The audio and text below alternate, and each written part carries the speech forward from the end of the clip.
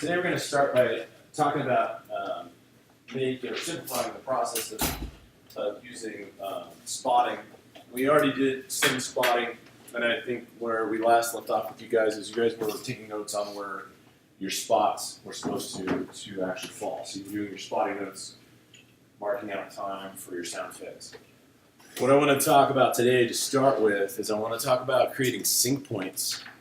And the reason I want to start by talking about sync points is by generating a sync point, you're actually going to, in an actual clip, you're actually going to be better suited to drop the actual location of the sound effect where you'd like it.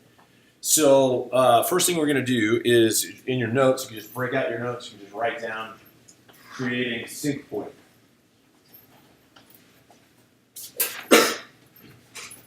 Anyway, hopefully, while we're waiting for everybody to kind of get situated, hopefully everybody had a great week. We're back at it. The amazing part is we have 2 more weeks in April and then 2 more weeks in May and we're done. Okay, so kind of looking ahead at what's going on. We are going to start prepping for the final very soon. So by the end of next week, we'll already start working towards preparations for the final with a healthy review of all of the skills and stuff that you've learned.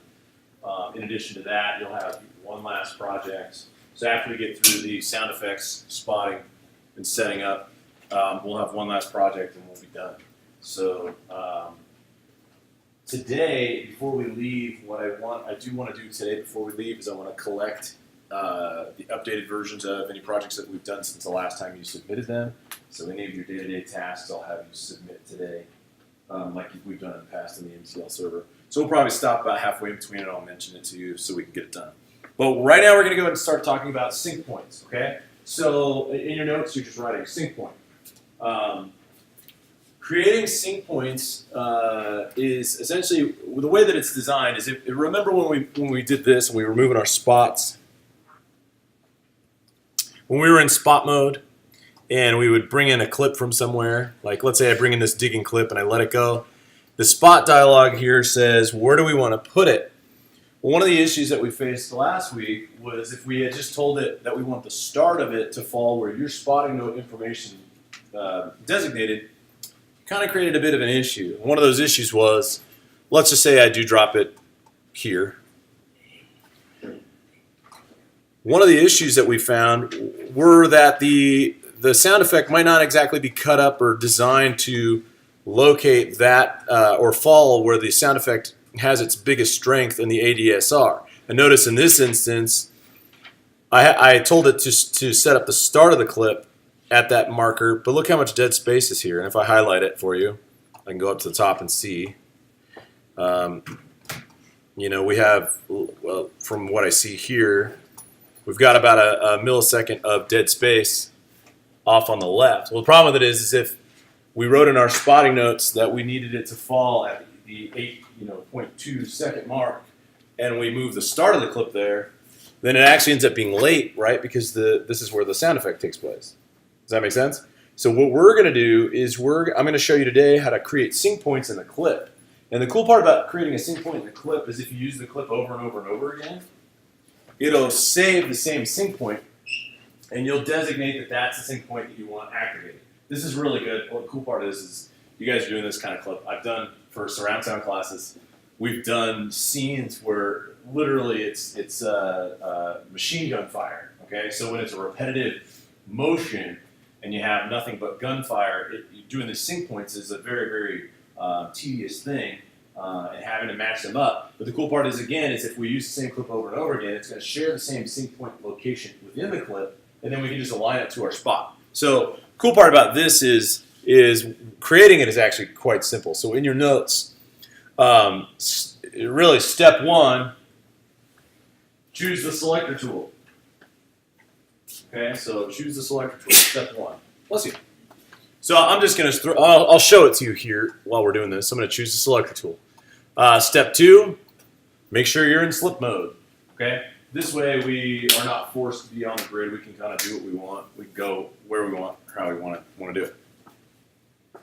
Step 3, in the clip, choose a location to add the sync point. Okay, so in the clip, choose a location to add the sync point. In the clip, choose a location to add the sync point. This is somewhat to taste, but I can tell you how you would determine this. So in the clip, choose a location to add the sync point. You're going to determine this based upon where what sound you're wanting to use in this clip. So like you could actually have multiple sync points, but in most cases, if you're just you wanted to run the front end of this clip, let's see what this is. Sorry. Let's try it. Try it now. Okay.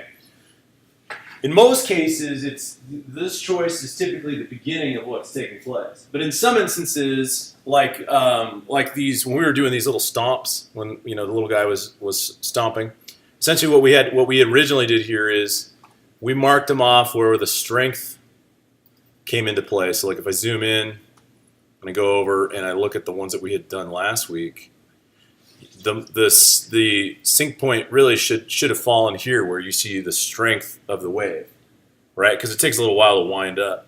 And the one that I put it down here at the end, it's there's a lot more going on. But in this instance, it's really just going to be where does it feel when I push play, right? Where does it feel like I immediately hear it? Because that's what you're trying to do is in your spotting notes, you're not marking off where you think something technically average should be. You're marking off the actual frame that the action falls, right? So when we were doing frame by frame nudging last week, you were looking for the frame where the action falls, which means at that point in time, it needs to have actually taken place, like it needs to begin. But it doesn't have time for like a slow windup. So a lot of times you're looking for when I push play, does it take too long? Right? Does it take too long for this item to be cued? You know what I mean? Like, is it really down here? So you're going to make this determination on your sync point based upon where you feel it best fits for the sync. In your next step, all you have to do is place the selector cursor at that location. Okay, so you're going to place the selector cursor at that location in the clip. Final step's super easy.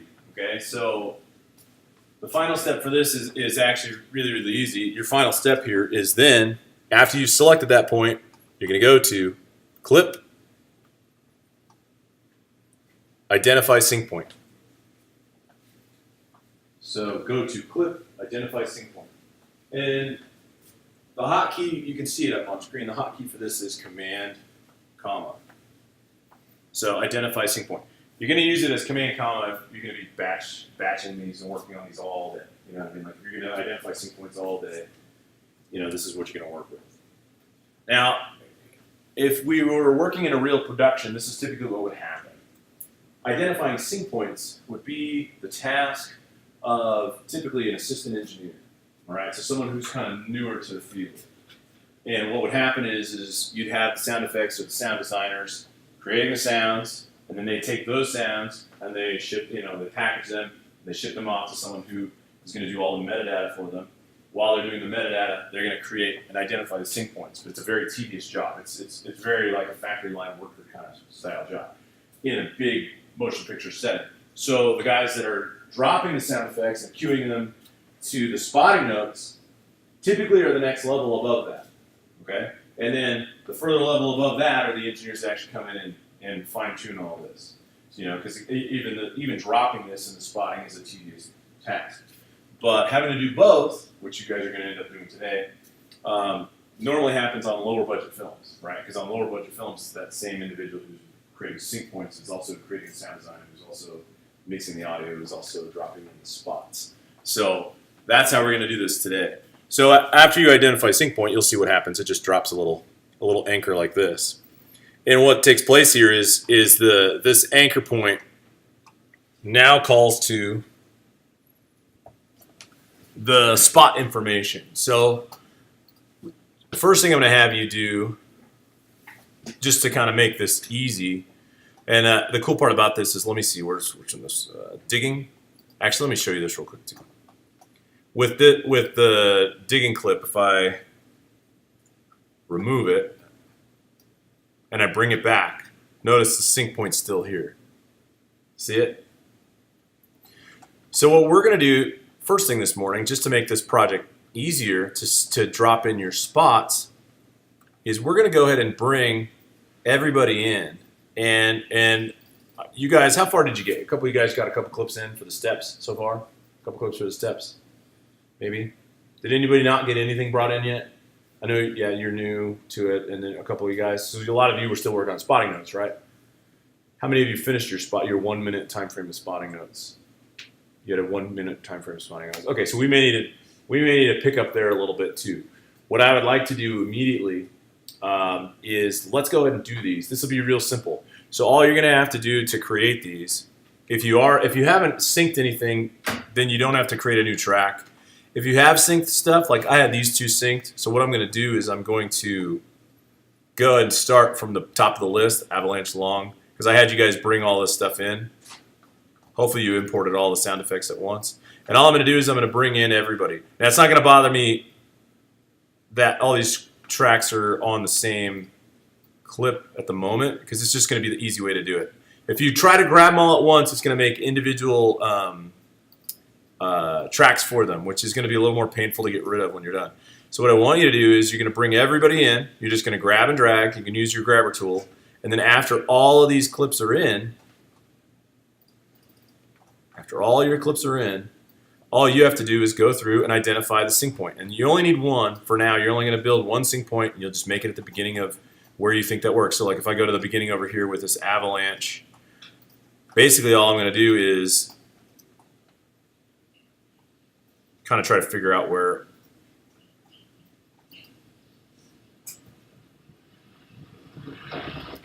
and it's like, man, that's kind of slow.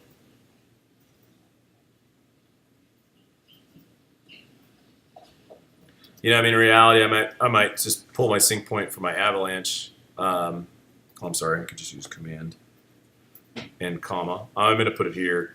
And then when you're done with it, you can just click it and delete it and move on to the next clip. And what it'll do is it's going to save that information down over in the Avalanche. So if I bring it back, there's that sync point again. See it? So it's just going to save it in that clip list. So you can delete it. The reason we're going to delete it is because you're going to have to bring it back in based upon your spotting information, the way you have it set up. So right now, I'm going to have you guys take a moment. You're going to drag. Literally what you're going to do is you're going to take the grabber tool. You're going to drag them into one clip and go ahead and drop all the sync points. Set up all your sync points. They're to taste, so they're going to be your user-identified sync points. After those are done, you can delete them all. And after that, we'll take a break. We'll talk about getting your spotting information wrapped up, and then we'll just drop all these in. It'll make this whole spotting situation much faster. Do you have a question? Yes. What was your stuff? Yeah. Oh, it's this. Oh, yeah, someone switched it up. Try it again. You might have to reopen it.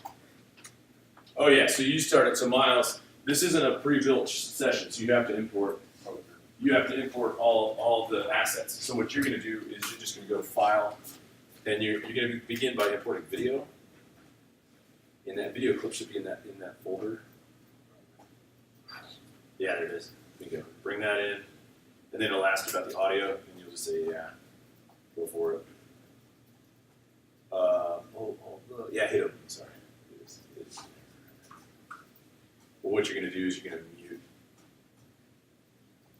You're going to go ahead and mute that audio because you're not going to use it. It'll just be there if you needed it as a reference. And from there, what you're going to do is you're going to go ahead and hit File, Import, and you're going to bring in audio. This time audio. You're going to bring in everything that's in that sound effects folder. So go back a level. You can just, if you hit this and then go to the ICH projects, there should be a sound effects folder. Oh, there it is. It's that one. Grab all of those, each one of those. Yeah, if you hold Shift, go to the bottom, and click the last one, and just bring them all in. You just hit Convert All, and then hit Done. And then when on this next dialog, so hit Open on the next one. Instead of bringing them in as a new track, just tell it to send it to clip list. Oh, it'll ask you. Yeah, send it to clip list. There you go. And now all of them will be there. You can open up the list by hitting that one there. There you go. And now they're all there. And it's open, they can track.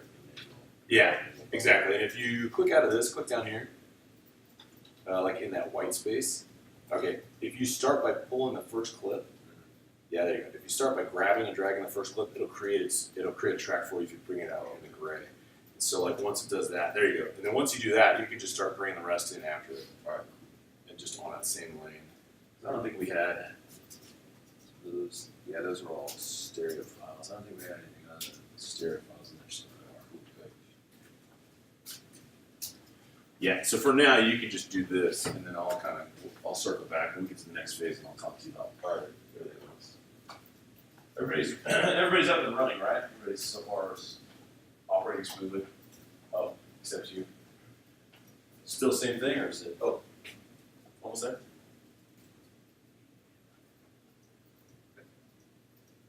Did you? Okay, yeah, you're good, right? Yeah, you're ready to rock. Let me know if you guys raise your hand if you guys are lost or need help. Everybody was tracking with me on that. I'll do mine real quick.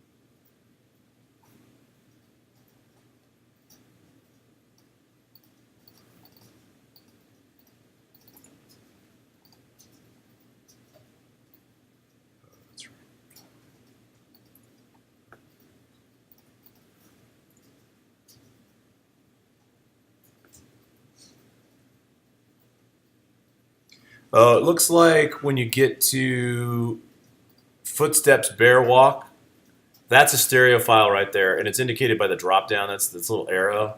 So I would put that on a new track if you just drag it out to the gray so that it stays stereo. Any of the ones with those little drop down arrows will essentially be a stereo file. I think it's just those two actually. That's what it looks like.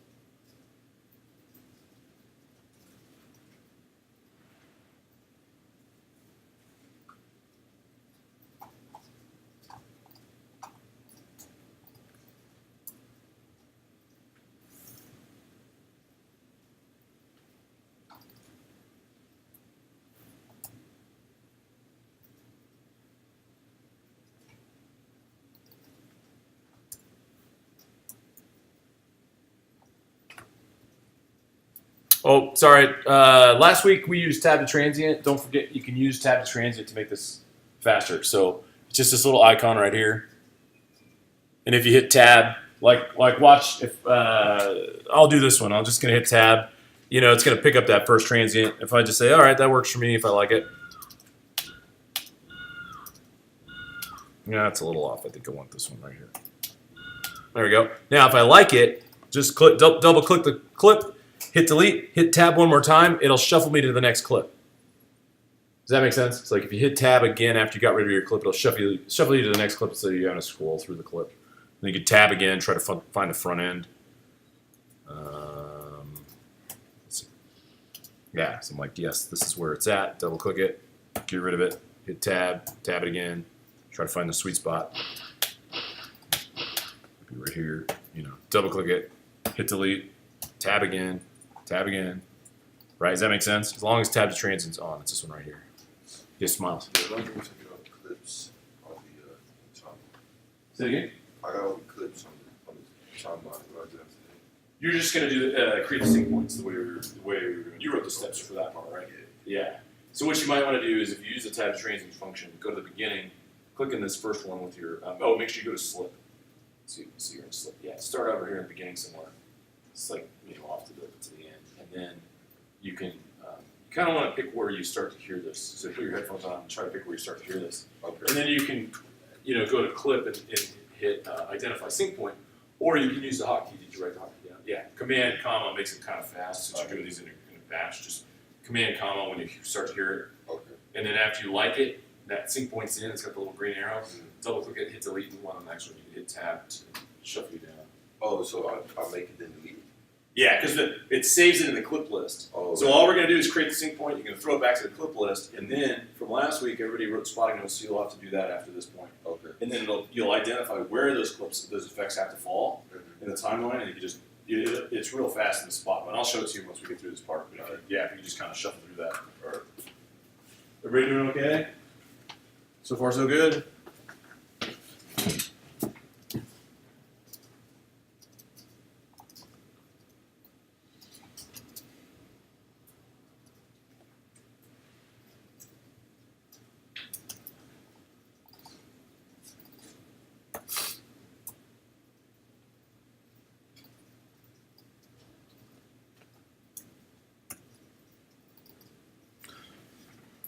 Oh, one other tip for you, like going through this, I'm going, oh man, the Desert Wind one's very quiet. It's kind of hard to listen to. I have to turn it up. You can actually just use the gain. There's a little gain knob down here for clips like this that don't have a lot of overall range. If you just click it and drag it, you can actually increase the volume overall because it started off kind of like this.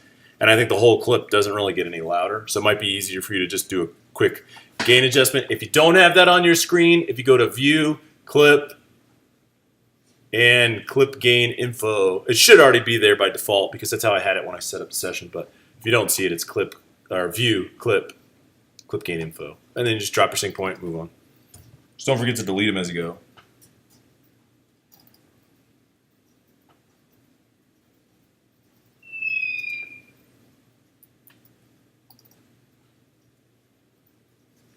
Yeah, that'll work. All right.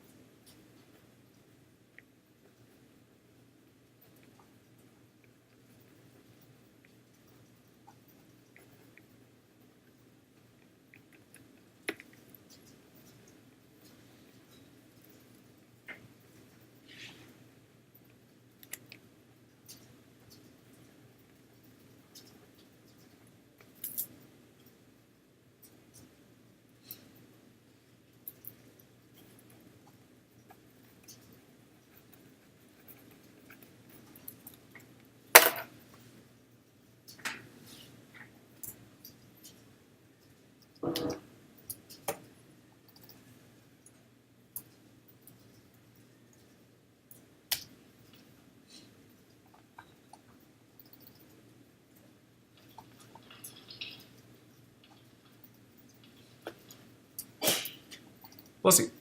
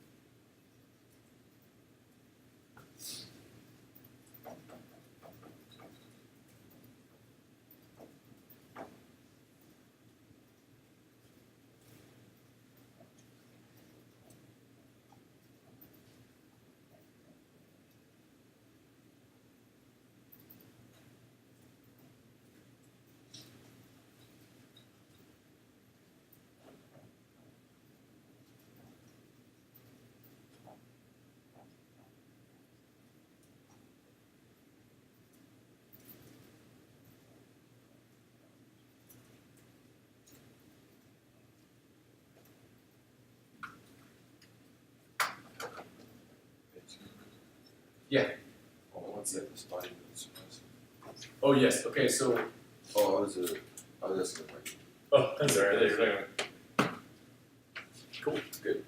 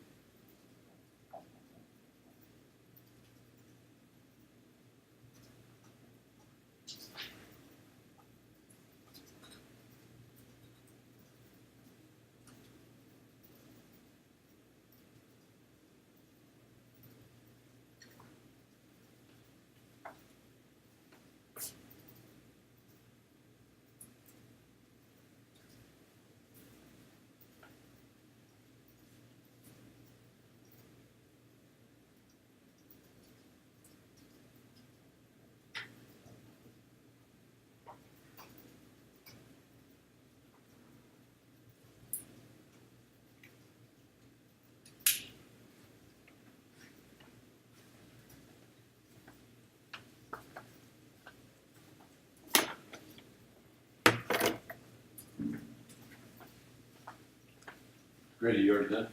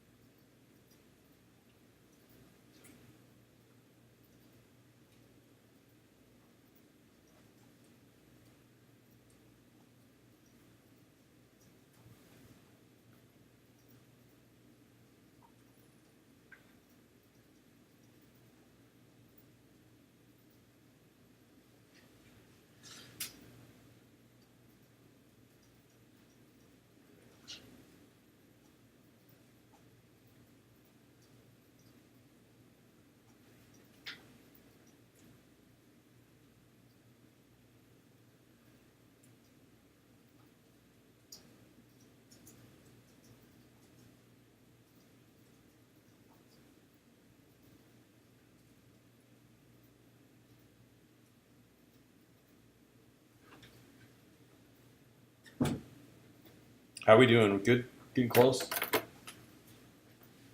You start spotting already?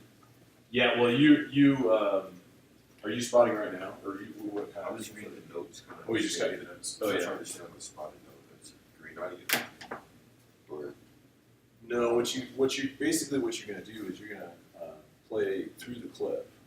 Okay, so you watch the video and you need to open up the big counter. So go to the window. Go to window and open up big counter. That guy right there. Okay, and then just make sure that you're in. You already switched to time code. Yeah. Okay, so that's in time code. And what you're going to do is we're going to additionally set the nudge value. Just make sure it's at. It needs to be in time code. You can set it up. To one frame, sorry, to run one frame, so it says one frame. Then if you activate the AZ, you can use the period and a comma to nudge back and forth for one frame. So yeah, and what you're going to do is hit return, start from the beginning. You're going to just mark out a 1 minute clip, and notice the time code starts with a 1, but you're going to go for the 1 minute segment of this, and you're going to take notes on what sound effects you need. So your spotting notes essentially are what noises have to be made. You can listen. like recreating this. Yeah, you're recreating the sound effects and audio. Yeah, so you can open up that lane if you want to hear what's already there. Okay. And you can open up that lane to kind of hear what's what. But And I'm only doing it for 1 minute. Yeah, you're only doing it up to 1 minute. Let me see if I have an extra spotting sheet. I had made copies, but I don't remember. Honestly, I don't remember if I brought it.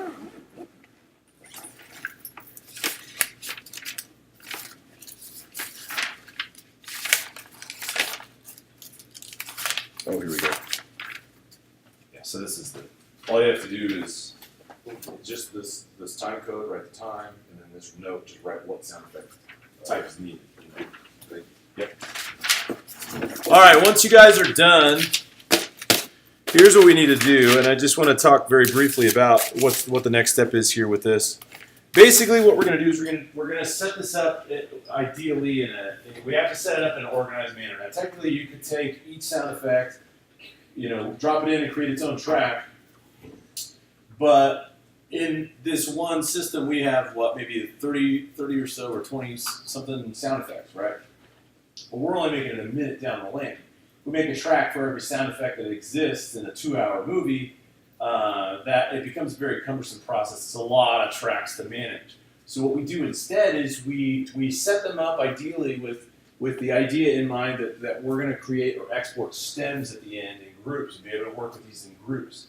So stems essentially are when you have a multi-mix project and you're just basically trying to have a means of, at the end of the multi-mix, being able to export small groups of them so that they're somewhat mixed, and if you need to make alterations to them later, instead of having to open the whole session or having to use all of the individual files, you can use this small group of what we call stems. So like stems would be, in this instance, and I wrote it on the board, stems could be our ambience. So like if we had an ambience track made of the wind and some sort of other nature noises, we can actually stem those together. We'll let those be on separate tracks, and then when we're done, we would bounce them out just by themselves, but together. So like 2 tracks together, so that in the end we'd have 1 track of just the ambience.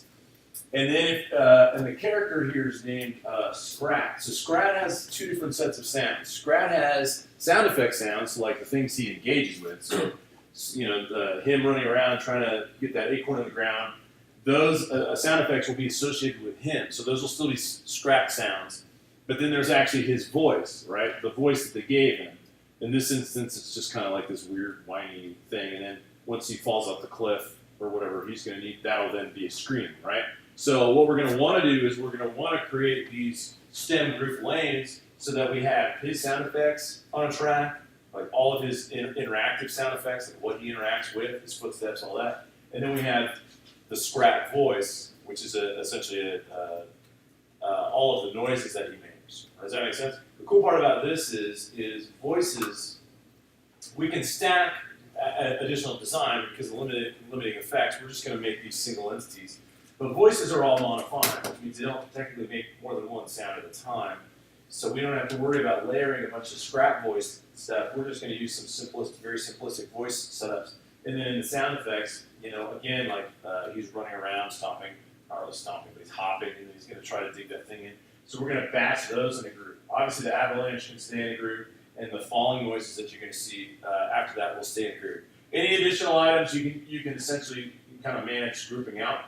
But the goal is to be able to have them planned in a certain manner. What I like to do, and what a lot of engineers will do, is the ambience track should go first because it's the easiest one to build.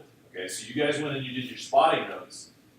In your spotting notes, you may or may not have noticed or written down some sort of ambient sound that belongs in it, but it's not necessarily something that gets spotted in that format. A lot of times, a spotting note for an ambience track, the ambience bed might be, we call it a bed because it just sits there. The ambience bed might be a 5-minute bed, so the starting point that you get, the spotting note you'll get from the ambience bed is a start point and an end point, and it may last 5 minutes, so you never see its information come back again, right? So like on the spotting list, it's just one marker that says starts here, ends here, and that's it. So what we're going to want to do is, as we start building these sound effects, first thing we're going to build at the highest point on the track list is the ambience bed. Does that make sense? Now, the ambience bed calls to 2 different things. The ambience bed essentially resources what we hear in nature, 1, and then it technically resources what the director's vision of a sound would be. Okay, so like, when they do movies in space, they're not true to form from nature, but they build upon what they think it would be from a natural state. But then the director comes in and goes, well, I want the ambience feel, or I want the track feel to have this tone, even though it may not necessarily exist. In this instance, what will happen is there's a moment in time, you watch the clip, there's a moment in time where he realizes that an avalanche is coming, okay? That typically is the right before that takes place, like in the realization phase, is typically where we're going to take the ambience track that's going to be floating throughout, because at the beginning we want it to kind of sound natural, so we're going to use this wind ambience track to feel like we're in a real environment. But right at the moment where he realizes he's in trouble, in order to further emphasize that fact, we're actually going to pull the ambience track temporarily and allow it to transition into the full-on avalanche. Because in reality, our ambience track is going to start with the general wind, and what will take place is when the avalanche becomes the forefront thought or the focal point, nobody cares about what the wind sounds like anymore, right? Does that make sense? So it's not like your listeners are keyed into what the action that's going on.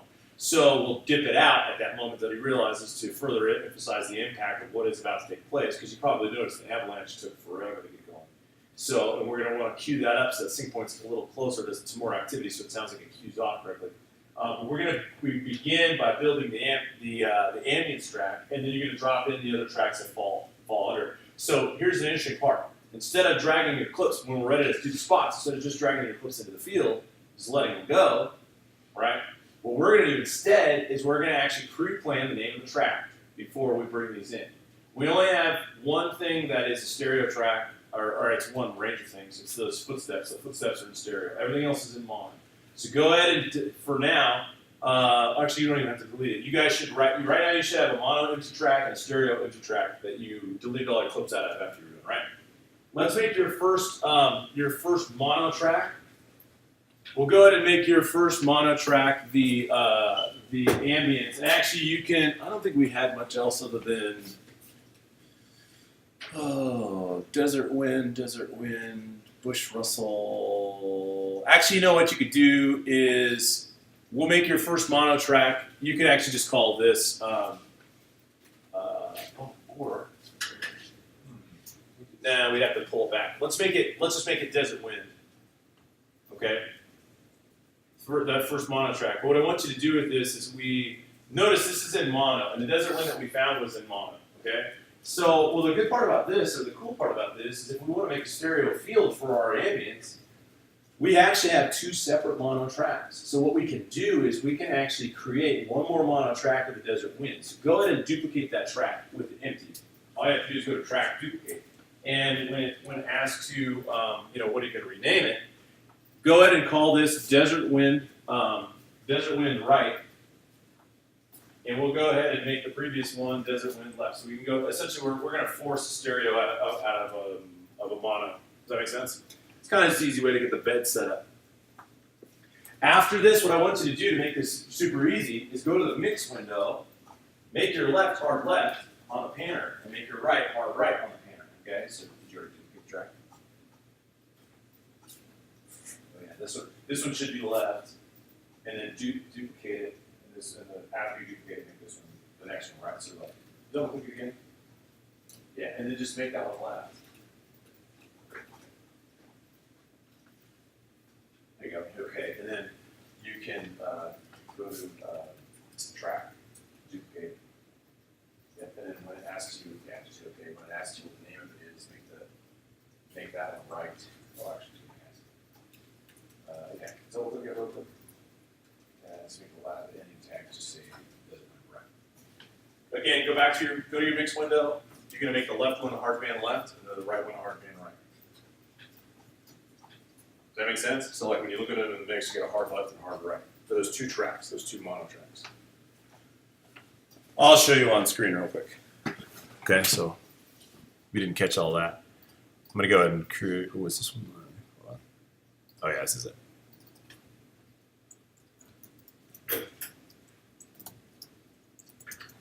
Left, and then you can do this in two ways. You can control click it and go to duplicate, or you can go to track, duplicate, just hit OK. When it comes through, double click it. We'll make it desert wind right, and then go to the mix window. So they're both mono. We'll go to the mix window, and in the mix window, the left one goes where? To the left, and the right one goes where? To the right. Nice and easy, right? So far, so good? Okay. What we're going to do with this is, and I don't know why I have stuff in mind, but I must have left it in there. What we're going to do with this is we're going to go ahead and, right off the bat, let's go ahead and build our ambience flow real quick. How are we going to do it? We're just going to take, what I'd like you to do is take desert wind. You have desert wind and desert wind.1. We're going to make desert wind left.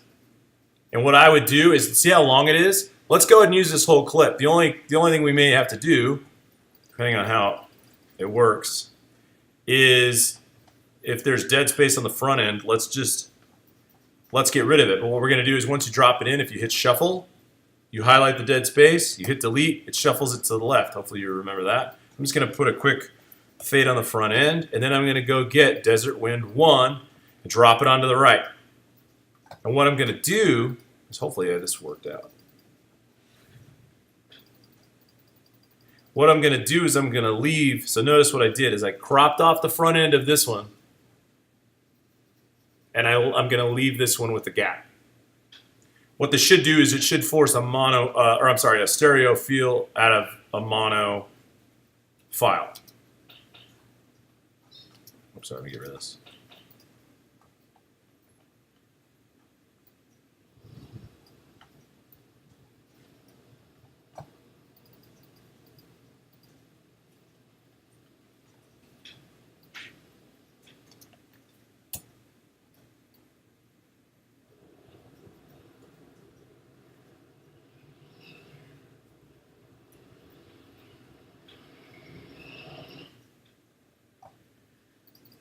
So far, so good?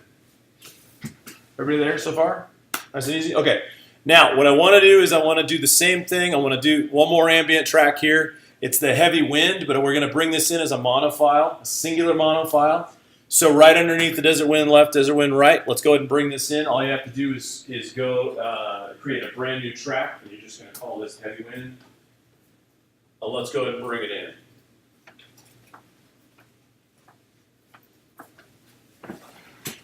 And then after this, all we have to do is figure out how long does it last. So what we're gonna do is, so I'll just bring it in. So you can see these clips aren't lined. They're lined up, but they're not. They're not necessarily set up to go just yet. What we're gonna do eventually with the ambience track, okay? Oops. We're gonna do eventually with the ambience track is we're gonna automate it. We'll do this in mixdown after we kind of get everything in. We're going to automate it so that the wind has variables. It's not so static, because right now it's kind of static. I mean, it has variables built into the clip, but it's not very impressive. So the heavy wind's riding down the middle. All right, so we'll fix some of that. The big thing I want to find out real quick, you should have your big counter up.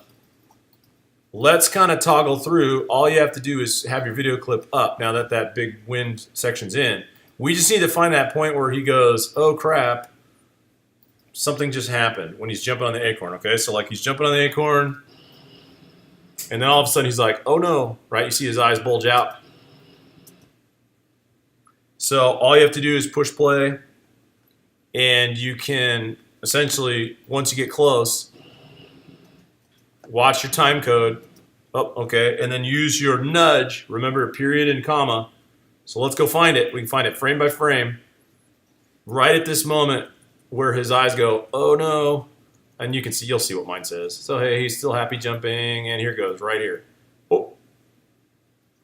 At 9:17. Okay. So here is the moment at which we're going to go ahead and pull the ambience. Okay. So what we're going to do is at this 9:17 section, if you toggle that, get to that 9:17 in the group of ambience here, you can go ahead and click and drag and take all three of them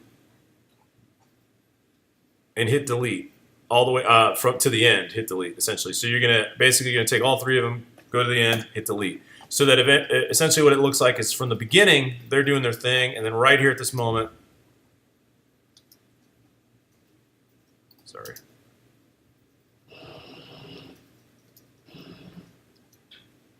We'll work that out. We'll do the automation for this when it comes time. Okay. So right now it's just going to be a stark drop. That's it at the 9:17 marker. Follow me so far? Did everybody get that far?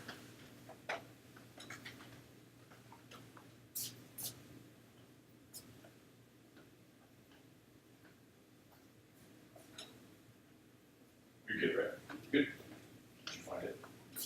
We just take the rest of it out. Yeah, so just from that marker to the end, or that 9:17 mark to the end. Yes, so you're looking for, what's that? Oh, is it not working? Oh, yeah, sorry, you have to switch to the select tool, drop in. Push play for a second, we'll find it, let's go find it.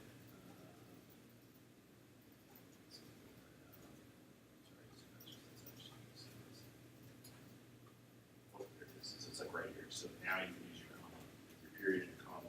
I think I'm right behind it, so move forward with period. Yeah, and you're just gonna wait till that point where his eyes popped open, and you can go ahead and at that 917 marker, highlight all 3 of those, pull to the end, and hit delete, so that you cover them all, so they're all out of that. Does that make sense?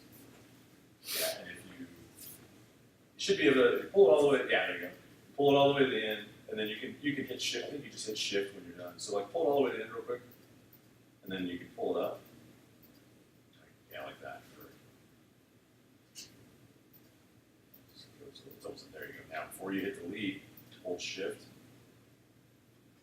and then click down below. Add that. Yeah, now does that make sense? Good. Okay, everybody's there, right? Mostly. Dylan, you got it. Okay. Okay, so this is our ambient bed. Okay, now what we're going to want to do with this is we're not ready to do the mix yet necessarily. So what you're going to want to do with this for now is let's go ahead and mute it, get it out of the way. Because if it stays in the forefront, it's going to kind of block your ability or obstruct your ability to set up all your other spot cues. Now, we've set up all of your spotting notes, so you already have the timing information, and we did the sync. So now all we have to do is create the track lanes and bring it all in. Does that make sense? So what I want you to do is you're going to create a few tracks here. Actually, we should just do these opposite each other, I think, because we start off with scrat sound effects. So here's what I would do. Go ahead and write, create, let's see, 1, 2, accept footsteps from the stereo. So we need 1, 2, 3, 4. Right now, let's do 4 mono tracks and 1 stereo track. So if you hit Command Shift N, you can do 4 mono tracks and 1 stereo track. We'll have to adjust where these fall because we'll shuffle these and group them together. So 4 mono tracks. So you can just type in the number 4 and 1 stereo track. Okay. And you can name them. Oops. 4 and 1. And you can go ahead and name them based upon what we're going to anticipate needing. So the first thing we're going to need is we're going to need Scrat sound effects. You can just put Scrat SFX. These are going to be his interactive ones. Okay, so all the acorn moving, all the jumping, hopping, that kind of stuff. Except apparently that walk. There's that one walk clip that's in stereo. We may or may not need it. It just depends upon what you chose in your spotting notes. Then you can hit next. The next one's going to be Scrat voice. Even though he doesn't talk, we're going to call it his voice because it's essentially his way of expressing himself, right? How he makes, I guess his language, you could say. Then we'll go on down to, in the next one will be the Avalanche.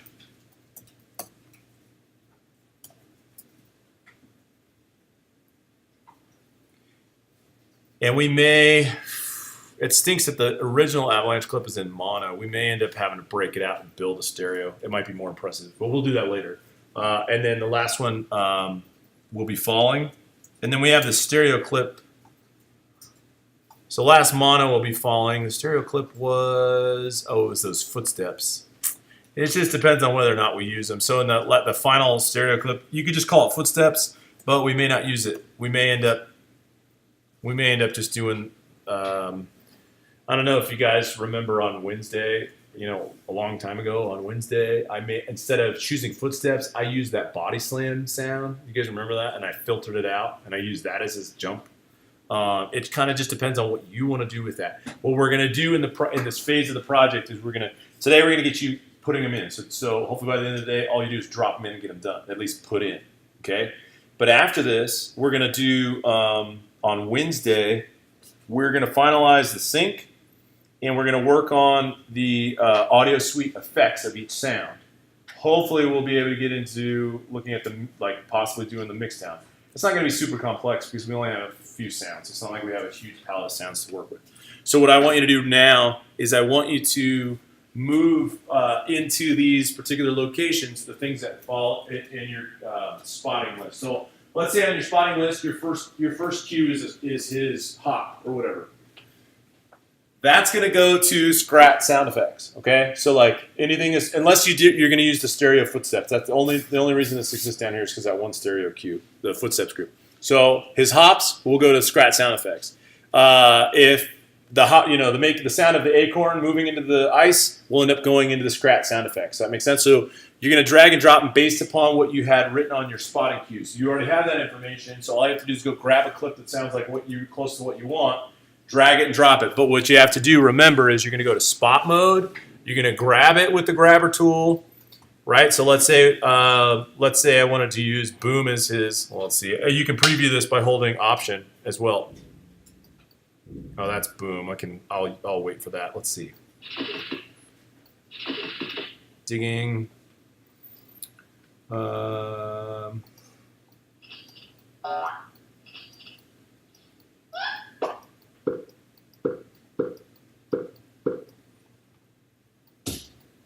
Well, these are the ones that I had originally created for mine. But let's just say when you drag and drop it in, let's say you're going to drag and drop it into the Scrat effects, okay? So this is going into the Scrat effects. On your spotting notes, instead of dropping it in at the start marker here, now that you've created the sync, you're going to drop the number that you have on your spotting notes at the sync. So let's say you're on your sync, you said, oh, this is at 0.8. You're going to put it in the sync, not the start. And then just hit OK. And then it'll drop your sync point at that exact location. And then you can what I would do right now, because of time, is I would just jam them all in there. And then on Wednesday, we'll go through and fine tune them and make sure they're nudged to the appropriate exact location. So go ahead and start bringing all your sound effects in. Also, do me a huge favor and hit Command S to save this if you haven't done it already. As you drop each one in, please go ahead and save. So if you drop a new clip in, hit save. Drop a new clip in, hit save. Just that way you're not losing any information along the way. So yeah, Miles, you just jump through it as best you can, get your notes. You'll be better prepared for it if you just go do your notes today, and then if on Wednesday you have to drop them in, it won't take that long. All right. Yeah, is that cool? Yeah.